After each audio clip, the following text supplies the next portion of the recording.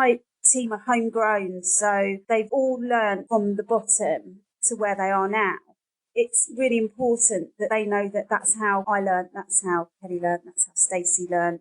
So all the team that come in generally are homegrown because, as you know, it's very hard to get people in payroll, in recruitment, to get really good people in payroll that can come in and just slot in. There's a real demand for new payrollers, as we know.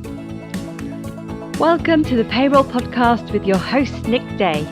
Find out what it takes to truly discover what it takes to elevate your career within payroll as we meet with the industry leaders who are shaping the industry for tomorrow.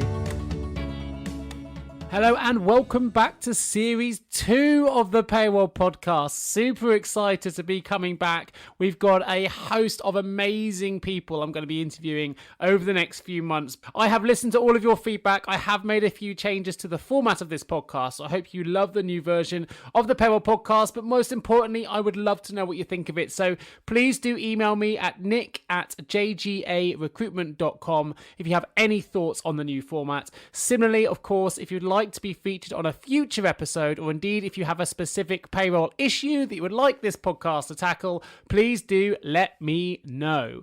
In return, I would absolutely love it and appreciate it if you could take just a tiny minute at the end of this recording to like it and of course review the podcast if you can. Your support means the absolute world to me. And so I don't forget, if you did of course enjoy the episode, please also share it with all of your payroll friends too, so we can make sure that together, not one single person in payroll ever misses a future episode of the Payroll Podcast.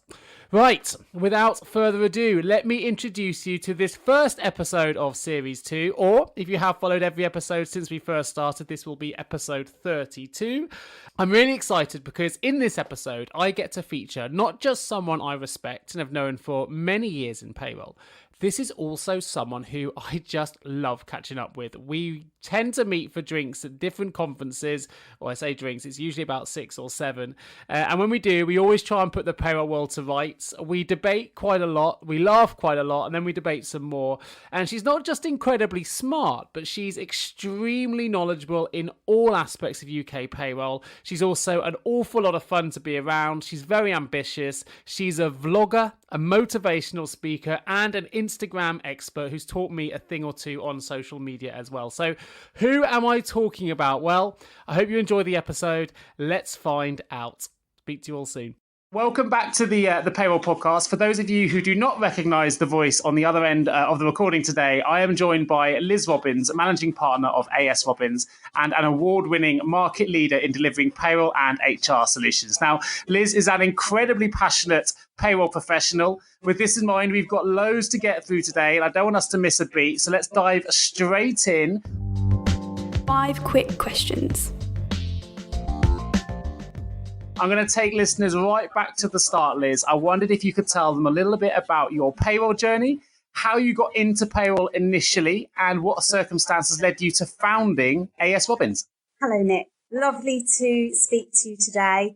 So you want me to go all the way back to 1998 then? Oh, you're not that old, Liz. No, yeah, all the way back. All the way back to 1998. I just got married and decided that the career path that I had chosen probably wasn't great for bringing up a family. So I managed to get myself a lovely job as a PA in a brand new accountancy firm. And Mr. Accountant and I had some great times where I learned how to do payroll. I learned how to do payroll on the big old yellow sheets, which if you're as old as me, you'll remember. HMRC trained me because we didn't have things like the Learn Centre or CIPP, or they may have been back there then, but they weren't as accessible as they are now. And I learned via HMRC. They would come to my house, they would train me. I would go to one of their offices and they would train me.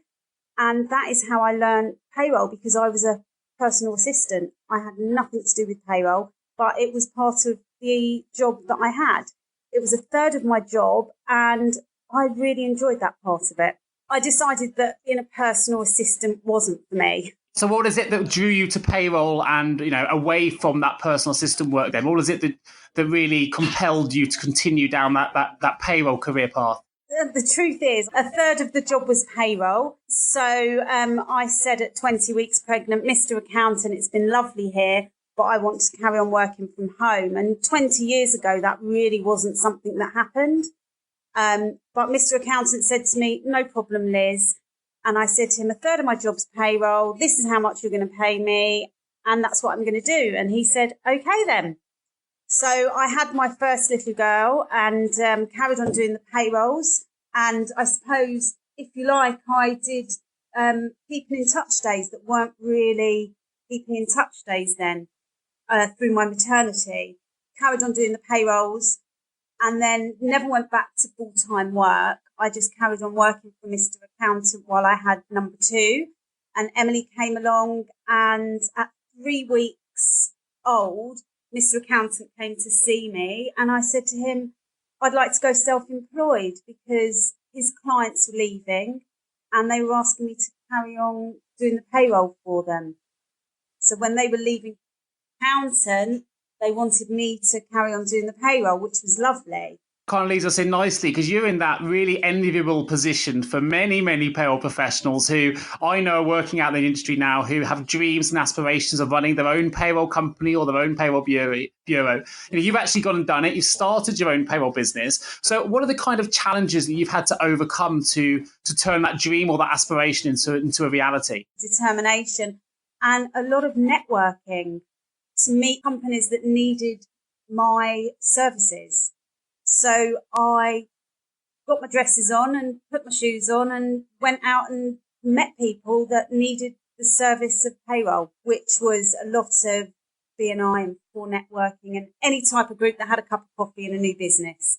And I imagine there was a few challenges there, and I'm speaking from my own experience here, but having launched JJ Recruitment myself, I know what it's like to get a new company off the ground. It's not just recruitment that I had to do. I've got to look after recycling, electrics, contracts, accounts. I imagine you must have had similar problems. So what are the kind of challenges perhaps you weren't quite as prepared for, that you really had to sort of roll your sleeves up and go, oh my God, it's not just a payroll bureau I've got to run here. To get a company off the ground, I've also got to do X, Y, and Z. What were the kind of challenges that you were met with pretty early on in your career? When I left Mr. Accountant, I had bought myself a computer, which I didn't have one at home. 20 years ago, you didn't have a computer at home. So I bought myself a computer. I had to get broadband. I had to get everything. So even when I was employed, I did all of that, not realising actually I was setting myself up to start a business. And then obviously I had to start invoicing. I'd never, ever, I came from a background of catering. I was a chef. And then all of a sudden I'm having to do technical things and software and internet and invoicing clients and a business bank account and talking to clients. It wasn't a boss that I could turn around and say, I don't want to do that. I had to be nice to clients. It was a different way of living. And I quickly learned that actually my boss was my clients. So you had to learn how to, because I had the catering experience and the service industry experience and didn't just work in the kitchens, I worked front of house as well. I had that natural person skills, which is really important. So as much as I loved doing the payroll and chugging away and fixing pieces of the puzzle to make sure everything got done on time, I then had to use these other skills. So if someone came to you and said, look, Liz, I've been in payroll, let's say, for argument's sake, done it for 10 years, I've worked myself to the top, I've run my own payroll bureau, I've run a payroll bureau service rather for somebody else, how would you say the challenges differ from someone who is working in an in-house payroll at the moment, managing a payroll bureau, to someone who is running their own bureau business? What are the key distinctions from business owner of a bureau to payroll manager of a bureau? So it's going out there and meeting people and signing that deal with them. It just doesn't turn up on your doorstep. Whereas when you're working for someone in a bureau, you have that beauty of other people going out and getting the work for you. So what kind of activities did that involve for you? So was that like marketing? Obviously, you mentioned networking. Now, how did you get your business off the ground and what did you do to bring those clients in? Well, for me, it was networking. I didn't do I did one campaign a long, long time ago where I sent 4 letters out on a jigsaw puzzle. It was a 16-piece jigsaw puzzle, and over 4 weeks, I sent 4 pieces of this jigsaw over the 4 weeks. So they got their 16 pieces after the last letter. And that was because of the bookkeeping side of it, putting your pieces of the puzzle together. So I did one marketing campaign, and I still do have one client from that, and it was an accountant that outsourced their payrolls to me now. So any sort of marketing, but that sort of thing now just doesn't happen. It's a lot more online. I still find one-to-one meetings, meeting new people and building relationships for me is the way my business comes, because then you're recommended. Totally agree. It's very similar in recruitment. Let's be fair. That's how our relationship is grown, from knowing each other at different networking events and sitting down and putting the world to rights, usually over several vinos late into the early hours of the next morning. But we've sat down and talked, and I think one thing that's always been really clear that every time that we meet, Liz, is you are incredibly passionate, not just about your own business, but about the industry as a whole, and also for the team that you have around you. So I know that your own team is something that you are incredibly committed to. You give them loads of support in terms of development and training, and just being that arm around them to look after them. In your view, what makes a really good payroll team? You have to have an open door policy. If there are any issues, we don't hide them. We open up. There's no backbiting. I never wanted to work in an environment where there was a lot of politics. So if there are any issues, they come straight out, we talk about it, and we find a solution for it. When you're in an office and you're working with people every day, you spend more time with them than you do your family. If you bring someone new in and they don't fit, it's not fair for them as much as it's not fair for your team as well. And it only takes one, I don't know, for want of a better word, sort of toxic individual to turn the whole department toxic as well. So I think, I totally agree. We've got a small team, probably similar size to yourself here, Liz, at JGA, and you know that when you're that close, it only takes one personality to be really cause a disruption. So it's nice to have that sort of close family-based culture that you've obviously developed in your business. If you were to sum up your own leadership skills, how would you describe yourself as a leader? I will always get my hands dirty. So I will always roll up my sleeves and help out if needed. And I think that that's very important. I think that your team need to see that you actually understand the nuts and bolts of your business. As well, always say hello to your team. You should always say good morning or good afternoon, and you should always thank people. If your team know that you appreciate them, at least they know that they're appreciated somewhere, because we all have clients that expect the world and we deliver, and just to have a thank you at the end of it would be lovely. So if it's not coming from there, it's coming from elsewhere. Because let's be honest, and I'm sure pretty much everyone listening to this podcast who works in payroll will know, if you work in payroll, it's very rare someone will phone you and say, thank you for getting my payroll correct this month or this week or this fortnight. That's fantastic. You really only get the calls when something goes wrong. So as you say, it can be a very thankless task, because unfortunately, or fortunately, if anyone look at it, it's become an expected norm for people when they get their pay that it just will be correct. And I understand why that's there, but then it never comes into people's minds that there's actually a whole department of people behind that process who have to stay up to date with legislation, have to stay up to date with compliance, have to stay up to date with technology and changes and last minute requests and all those bits and pieces in order to ensure that the payroll that employee receives at the end of the month or week is correct. And I think there's definitely a lack of appreciation behind those that receive that pay slip to know what goes into making sure it is accurate. And as you say, if they're not giving you the thanks, it's really important that thanks is received elsewhere or internally. And it sounds like that's something that you're really, really strong on, Liz, with your own team and making sure that they're aware of what good job they're doing, which is great. And I know that's true because I've met most of your team and they're all always smiling, always a chirpy bunch. And I know that they are incredibly supportive of you as their leader. So having seen it firsthand, it's nice. And the one thing is, all my team are homegrown, so they've all learnt from the bottom to where they are now. And it's really important that they know that that's how I learnt, that's how Kelly learnt, that's how Stacey learnt. So all the team that come in generally are homegrown because, as you know, it's very hard to get people in payroll, in recruitment, to get really good people in payroll that can come in and just slot in. There's a real demand for new payrollers, as we know. Huge demand. I mean, that's what keeps us in business, which is a good thing. But you know what, from your own team perspective, it's great for them to know they've got a leader or a manager there who's willing to invest the time in training and developing them. I mean, obviously not all payroll managers have that luxury or that ability to be able to take the time, because there's some really pressurized departments where they have to go to someone like us, which is great because that's what keeps us going, to find someone because they haven't got the time to train from scratch. But your team, knowing that you've got that commitment to them and knowing that you're willing to train them and develop them is a hugely attractive proposition. But that's something that you could get into, Nick, for us, finding us apprentices.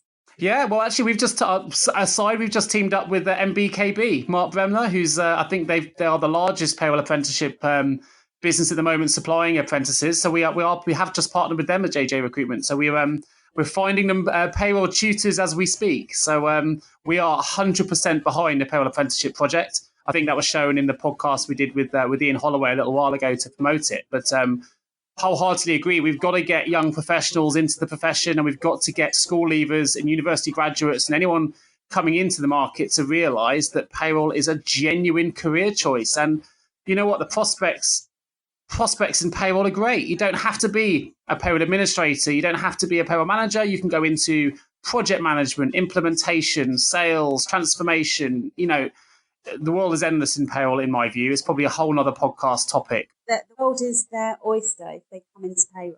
It is. And it's great that people like yourself, Liz, are advertising that and making it available for people to come in and develop that career. Something I'm passionate about, we're going slightly left field here, but I want to try and stop the idea that people fell into payroll. I think as soon as we get around to the idea that it's a choice and people made a choice to choose to do payroll, I think it'll just elevate it a little bit. And I've been guilty of this. I've often asked people, did you just fall into payroll? And I've kind of just listened back to myself on a couple of these podcasts, actually, and just thought, you know what? It's always a choice. And people should be really proud of that choice. Recruitment's similar. People always say they fell into recruitment. But you know what? I'm really proud of what I do. And it shouldn't be that I fell into it. I shouldn't feel guilty for doing what I do. And neither should payroll people. We should be really proud of both professions. And, let's champion it. I do think, though, we all fall into something in the end. It's very rare, unless you go to university to become a doctor or an accountant and you take that profession from such a young age. We don't know what we want to do when we're 18, really. I totally agree. And look, we've got qualifications that support it now. If you haven't gone to university, you can get a payroll degree now. During your work, you can work and study at the same time, as we see these many great people coming out with the MSc qualifications and payroll degree qualifications and all sorts. So you don't have to go to university first anymore. You can get into the career earlier and study while you work. So there's loads of options. I think this kind of ties in nicely with what I wanted to ask you, Liz, which is on the side of being, mum, payroll company owner, you're also a motivational speaker, which probably comes across in this podcast. And you've been involved in judging panels, roundtable events, keynote deliveries. So for someone listening to this podcast now, what advice would you give to someone else who wants to take their career in payroll? So they've already got a grounding, but they want to take it to the next level. What if you were to sort of give your 5 key nuggets or golden nuggets of advice? What would they be? Get involved. So join CIPP if you're not a member already, and go to lots of networking events surrounding payroll, boards, pensions. It's all about just getting out there and meeting people to be able to show your face, come to the conferences, read up, and just go and meet people in the industry to get your face out there. And if you enjoy speaking and sharing your knowledge, then tell people that that's what you want to do. I agree. And there are ways of doing that. I mean, I'll give a little plug here for the CIPP. They've just opened up their options where you can put yourself forward as a speaker at the next annual conference. So if you haven't done something and you've got a topic you're passionate about and you want to bring it to the masses, then there is an opportunity to make a submission to the CIPP now to be a talker at the next annual conference. So, there are forums and places you can put yourself out there if you are someone who you feel you've got a message you really want to convey. I know that that's something that I'll be probably put myself forward for again next year as well. And I think it's really useful to do that. So listen, we're going to move things down slightly, Liz. Let's find out a little bit more about you. So just a quick break to say, if you haven't heard the latest song yet, My Payroll Career, it's all about payroll. Here's a quick snippet, available now on iTunes or Amazon Play. Enjoy. You see, I love payroll, and payroll loves me. I don't mind liaising with HMRC. I love manual payments and calculating S&P. Yeah, payroll is the career for me. And that was My Payroll Career, available now in iTunes and Amazon Play. Right, back to the podcast. Time to find out more about you. So outside of payroll, I know you're known on Instagram as the Payroll Queen. I'm sure we'll go into that a little bit more detail later. But what else do you do in your downtime aside from payroll? I go to the theatre. I am trekking next week for a charity in Israel. I've got a 5-day trek. I like to be active, and I love good food, good wine, the normal stuff, really. Nothing. Travel is a big passion of mine, so I'm doing a lot of travelling at the moment whenever I can. Just been to India, which was amazing. Very nice. I know also, because we've spoken about this in the past, that you're not adverse to doing the odd mud obstacle race either, and getting your hands dirty with your team and throwing yourself into mud piles. Yeah, get me all muddy. I love that. Anything active, I will be there. So if you've got any events that you need me to, run 5K and then jump in some mud, no problem. I'll be there. Excellent, excellent. So who are the 2 people who have been the most influential to you in your career? Some of the accountants that I've met have been very influential, pushing me to do the things that I do. And myself. I think that you have to. That's all right. You. You do. You've got to be self-motivated. There's so many people. Henry Tapper has been really influential in the pension side of things, because, I knew nothing about pensions 6-7 years ago. And when auto-enrollment was coming, that was massive in the payroll world. We all used to hide behind the pensions, hide away from them, because we didn't really need to know about them. So sitting down with Henry and talking to him about all of the auto-enrollment and everything, he was a massive influence on the auto-enrollment side of things, definitely. I think Henry would be a good person to get on the podcast in the future. I must reach out to Henry, because you're not the first person to highlight him as an influence. And as you say, he's been so influential on the payroll industry as a whole. I must reach out to Henry Tapper and see if I can get him on the Payroll podcast. So I've just made a little note there to decide. If you heard me scribbling away, I need to do some outreach and networking myself to get him involved. But no, great examples. So are there any resources that have really helped you on your payroll journey? Obviously, the software package that I use, QTAC, they've been amazing with me for 20 years. I've driven them absolutely up the wall over the years. Every time new legislation comes out, I'm on the phone to them or emailing them, and they have been amazing. I wouldn't have been able to help the clients the way I do if I hadn't had their support and their systems. They've been brilliant. And as well, I know it's been bought out, Pension Sync, as was, I think it's now been bought out by ePay. That was when auto-enrollment came in. It was a massive help with the APIs and everything else. So. Now, I know you used to be a chef. Years ago, before you started, as you mentioned at the start of this podcast, as a personal assistant or in payroll, if you are hosting a dinner party and you could invite 3 people, who would they be and why? Margaret Thatcher, just to have a chinwag with her, because I just think she was the powerhouse of women. Robbie Williams, so he can sing and he's quite nice eye candy. Who else? Oh, Nick, you should come. We'll have a laugh. I'd come. I'd definitely come. And we could let Robbie Williams I was to say he would let him entertain you. That's his song, isn't it? I'd love to come. That'd be great. Maggie Thatcher, Robbie Williams and Liz Robbins. Perfect. I'm definitely accepting the invite. 100%.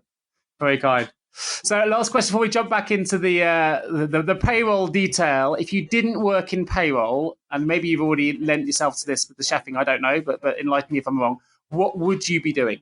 I've decided that I'd be a politician. Ah, okay. Because they need someone with some common sense there. A lot more black and white and a lot more honest and open. I feel that I could give that. Fantastic. There we go. Maybe for the one to look for the future, potentially, Liz. If you get a little bit more time on your hands, we'll see you putting yourself out for election, maybe. We'll keep our eyes peeled. Whereas let's jump back in. I want to find out a little bit more about your passion for payroll. Have you ever asked yourself, how can I recruit payroll staff effectively? Please don't give up on your recruitment project just yet. Here at JGA Payroll Recruitment, we appreciate the difficulties associated with attracting, recruiting and retaining top payroll talent. We also understand just how costly a poor payroll hire can be. JGA Recruitment are a niche payroll recruitment agency who will partner with you to resource payroll candidates who will improve both the accuracy and efficiency of your payroll department. Contact us today on 01727 800 377 or visit jgarecruitment.com to find out more. 5 technical questions. I guess most importantly, for those listening to it, there are some people where sometimes, you can find yourself, particularly in payroll, it's so stressful. It is understaffed often the time. There's a lot of hiring challenges out there, a lot of demands from stakeholders. So what is it that keeps you motivated and what is it that you love most about payroll? I'm someone that has always been a really good timekeeper. So for me, being able to close off a month for me is great. So when I was a chef, we used to have to get the meal out on time. So going into payroll, it was all about making sure that the staff were paid on time. So accuracy and the attention to detail and the quality of our service and making sure that all of our client staff are being paid correctly and on time still gives me that, yes, we've done it. I'm really proud of us. That kind of ties into what I was going to ask you next, but you may have just answered the question, which is, does payroll, after 20 years of, the challenges you've been faced with and to get where you are, does it still excite you? Does it still, make the fires burn within? I love it when I get a new client. So I work with a lot, I outsource to accountants, which is great because it means whenever they get a new client that has payroll, we get new payrolls, which is amazing. And I love it when a new client comes to us, and in August, we had 3 of these where they just hadn't done the auto-enrollment properly. So for us to have to backdate, don't get me wrong, it can be tedious, but for us to backdate 2 years worth of payroll, get it right for them, it still excites me, yeah. The day-to-day stuff, of course, any job can get mundane, but to be able to help a new client and get them compliant and help them out like that still gets my fire in my belly. Are you excited about the evolutions within payroll right now? I mean, payroll's always been evolving, I think, but now it's kind of evolving faster than ever. We've got, new tech coming out all the time. We've got potentially blockchain coming into the market. We've got constantly being sold. I certainly am in recruitment, so I'm sure you're the same in payroll, being sold new solutions that are going to be the next, unicorn piece of tech that's going to change the world. Does that side of payroll still excite you, or does it make you nervous? Or how are you seeing the industry in terms of its speed at the moment? I think I love new gadgets, so yes, absolutely. I think that cloud payroll is absolutely the future. It's really exciting that payroll, HR, pensions, banks, they'll all be able to talk to each other. Although it's a little bit scary as well, because everything's quite Big Brother as it is. So it's exciting and scary all at once. As much as you have things automated, there still has to be that human check. 100%. 100% agree. And I think that's something that's been quite a common theme from the people I've spoken to about it on the podcast as well, and beyond in recruitment, that, that human element is still just as critical. You're going to need that. You're going to need that all the way through. But the roles are also going to change a little bit. So we've got to make sure that we adjust in time. So I guess with that in mind, Liz, and you must hear this a lot, maybe from accountants and customers, perhaps more than others. What's the one common myth you often hear in the workplace in relation to payroll? And in relation to that myth, can you debunk it right here, right now? You just press a button, don't you? Yeah, it's the common one. That's the golden one. Absolutely. And you look at I've got a couple of culprits. Some of my you just press a button, don't you? Yes, that's all we do. That's how it works. No, we don't just press buttons. We actually have to make sure that the information that we put in before we press that button is correct. So we don't just press buttons. We have to have the knowledge behind pressing the button. Does that myth frustrate you, or is it water for ducks back, or does it still irk when you hear something like that from someone you're working with, or the people that say that are the ones that take their payroll away and then come back 2 or 3 months later because they're getting letters from HMRC because they're pressing the wrong buttons because they don't understand nice complexity of the button pressing. Nice. Well, actually, I'll do a little plug here. I know you already know about it, but we've got another podcast. So I've got another podcast coming out, hoping to be released around December, January time, called The Payroll Apocalypse, which is going to talk all about this particular area. So where people think people press buttons in payroll are going to be the ones that really get caught out. So I won't give too much away, but there's another podcast coming out. I'm doing it in conjunction with Joe Ziska, who is the global payroll manager over at BMW over in the stateside. So it's a joint podcast. It's a fictional story, but that red button that people think you press is going to be very prominent in this. So look out for that. It should be quite fun. And actually, it's similar to we get in recruitment.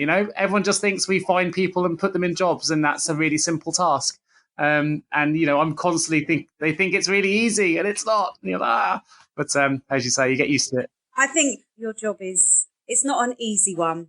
No, and neither is payroll. So we're in sync. So what's next then for Liz Robins? What's next? In your empire, with your aspirations, with your business. What are you planning for right now? We are planning to carry on growing organically. I think I merged. I was Elizabeth Robins for 10 years, and then I merged with an accountancy firm 10 years ago.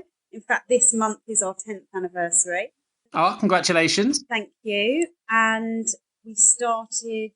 Well, in 2015, we had 500 companies that we were helping, and last year we helped over 950 companies. So that's nice growth organically. So here's to doubling it in the next 2 years. Why not?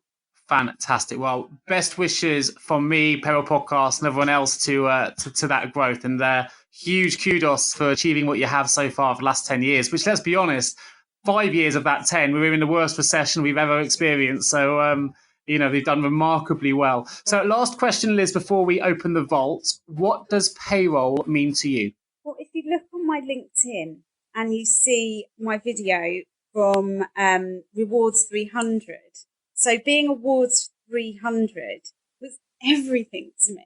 So being in payroll, we run the world. So I just love being in payroll. Well, I don't think that needs any further explanation. Love it. And by the way, it meant an awful lot to me too. And I'm in that Reward 300 with you. And if anyone was there at the awards and saw my reaction, which I was like a Cheshire cat, or as my team here said, I look like Gromit from Wallace and Gromit. But I loved it. It's fantastic. And it's a great industry that serves the careers of so many people and keeps everything ticking over. So what a great response. But listen, let's open the vault. Entering the vault. Liz, what is one piece of advice you would give to someone working in payroll right now? Attention to detail and learn as much as you can. Perfect. If you had the power of foresight and could change the entire payroll industry with one action or improvement, what would that action or improvement be? Making pensions have one standard from software to pension to help that the APIs. So that would be my dream, that every pension company had to use the same standard. In hindsight, what's one thing you know now that you wish you had known when you began your payroll career? I don't know if I can answer that, because when I know we spoke about it, I fell into it. So I didn't know what I was falling into. So I've loved the journey. I really have loved the journey. And I think coming from a completely blank page, I was completely open book. So I was just willing to learn as much as I could. So I'm gonna fight you, Liz. I can't believe you fell into it. It was a choice. You were doing part of it within your personal assistant role. And you went, no, I love payroll. I want to do payroll. It was a choice. It was a choice. It was a choice. Definitely a choice. It was a choice in the end, but it wasn't something that I went out to achieve.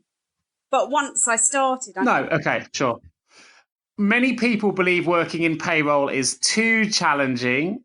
A lot of people think it's too much to handle. You know, you're getting complaints all the time, legislation's moving all the time. So why do you think this is, and how would you sell it to someone who perhaps is already in payroll but questioning whether that was the right decision for them? Well, if they're working for someone and that's the pressure they're feeling, they need to speak to their line manager and, you know, talk it out. I'm sad that I hear that. Let them call me and we can have a chat and let's see how we can help them. That's cool. I'm going to make, you're such a social animal anyway, that we're going to make all your social links available. So if someone does want to reach out to you with the Payroll Queen, we're going to make sure that those links are visible in just a moment. So stay tuned if you're one of those payroll people, we'll make it clear. Yeah, there's always a solution to make things easier. And that's where I think, you know, I'd be really helpful in the government now, because I see black, white and grey, and I always know that there's a solution and there's always a light at the end of that tunnel. So, yeah, if anyone's got any issues like that, just come talk to me. We'll find a solution for them. Perfect. So last question of all, what's the most common reason for businesses failing when it comes to providing a robust payroll service? Not collating the correct information. When you are asked your payroll provider for the information, it's not because we're being nosy. It's so that we pay your staff right. That's been absolutely fantastic. What a great podcast. I think your passion definitely comes through. And hopefully for anyone out there who, A, is struggling, they can definitely reach out to you. We'll find out where in just a moment. But B, if they're thinking about launching their own payroll bureau or business, or wants to know what it's like working from, you know, as a business owner, then you've given some really, really good information to help people along that journey. So thank you ever so much for joining me today. I love meeting up for our late night, early morning debates anyway. So I'm sure there'll be another one at the next CIPP event. But for now, if there are listeners out there that want to connect with you online, Liz, where should they go? So on my Instagram, I am the Payroll Queen. And then if you go to my LinkedIn, I'm Liz Robins. Perfect. And your website, of course, I've got here is www.asrobins.com. So if you're an accountancy firm listening to this, or if you are looking to speak to Liz about outsourcing your payroll operation, or you want more information about your amazing auto-enrollment solution, which I know is a fantastic product, then obviously they can find out more about you there, which is asrobins.com. I definitely recommend you follow Liz at the Payroll Queen at Instagram. She's taught me everything I know about Instagram, and she's an absolute social whiz. And you do have a side business as well, don't you? You go to networking events with a colleague of yours and actually review other events that are taking place. So there's a whole social side of you which we haven't even touched upon in this podcast today. If you would like to see our reviews of networking events, it's called Work the Room. So if you go into YouTube and type in Work the Room, you will see myself and Cheryl, London Web Girl and Payroll Queen at networking events.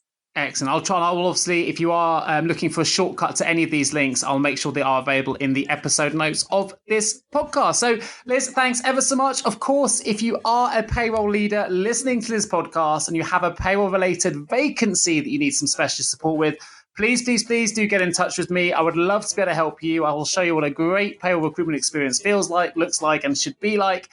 You can reach out to me directly at nick@jgarecruitment.com or give me a call, 01727 800 377. Apart from that, thank you ever so much for listening. Thank you so much for joining me today, Liz. It's been an absolute pleasure having you on the podcast.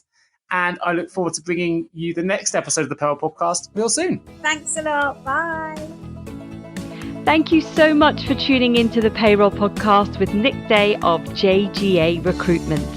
If you need help with a current payroll vacancy, then please get in touch with Nick and his team. All contact details can be found in the episode notes. In the meantime, to make sure you never miss a future episode, please subscribe to the show through any of your favourite podcast channels. Till next time.